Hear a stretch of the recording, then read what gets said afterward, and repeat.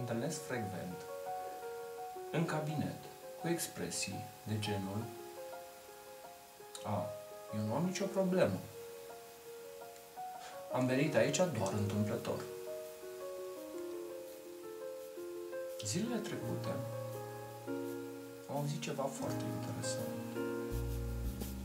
Și anume că cei care nu recunosc că au probleme, chiar au probleme.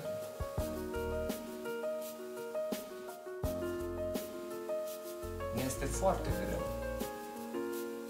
să luăm decizia de a întâlni un psihoterapeut, de a merge în cabinetul unui psihoterapeut și a ne lăsa necazurile și problemele acolo în cabinet. Ne este frică că vom fi catalogați ca și nebuni. Este cunoscut faptul că fiecare om are un cerc de prieteni. Un cerc în care oamenii sunt cât de cât asemănători cu el, cu realitățile lui.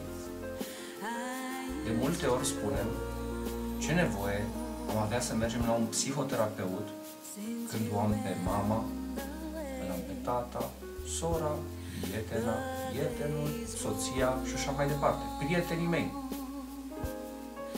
Sunt foarte convins că acești oameni din jurul tău îți vor da sfaturi, te vor îndruma. Dar acele sfaturi, acele îndrumări vor fi echilibrate?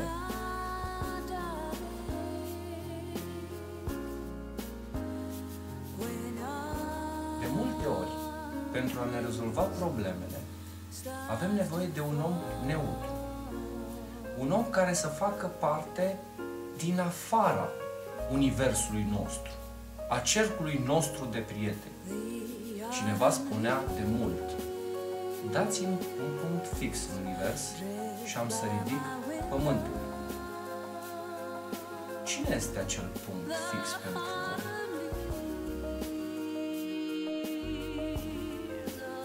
De multe ori am spus că diferența între un psihoterapeut și oamenii care nu sunt psihologi sau psihoterapeuti este de fapt echilibru. Psihoterapeutul are echilibru. Toate informațiile pe care un psihoterapeut le cunoaște le puteți accesa pe internet, în bibliotecile virtuale, în librării.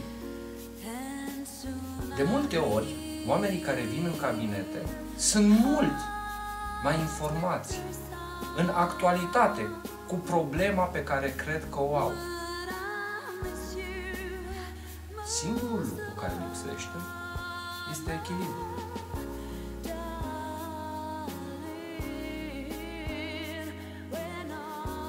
Se poate naște o întrebare. Oare un psihoterapeut cum a devenit echilibrat? Așa s-a născut? E bine, nici de cum. Și psihoterapeuții, la rândul lor, și-au găsit echilibrul mergând sau discutând cu alți psihoterapeuți. De aceea este bine când aveți probleme, necazuri și așa mai departe, să încercați să găsiți niște răspunsuri în voi,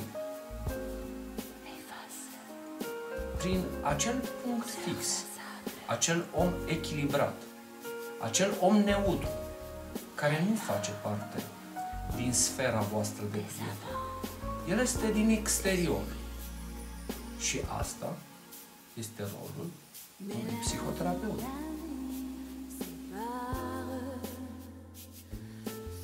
Cineva spunea că diferența între normalitate și nebunie este atâta de subțire cât un fir de păr. Dacă acesta se rupe, e foarte ușor să trecem din partea cealaltă. De multe ori, problemele pe care le avem, le îngropăm, le acoperim, încercăm să le uităm. De multe ori aceste probleme ies la suprafață atunci când alte probleme apar în viața noastră. Și suntem dispuși și convinși și cu ajutorul prietenilor, cunoscuților, să dăm vina pe acele mici probleme. Și să nu ne dăm seama că toate greutățile din viața noastră apar, de fapt, din cauza lucrurilor pe care le-am îngropat de mult. De aceea, nu ezitați. Indiferent modalitatea prin care abordați un psihoterapeut, telefonic, pe internet, pe mail, prin mesaje, personal, aveți încredere că veți primi ajutorul unui specialist care vă va ajuta să găsiți răspunsurile în voi. Aveți încredere în ajutor.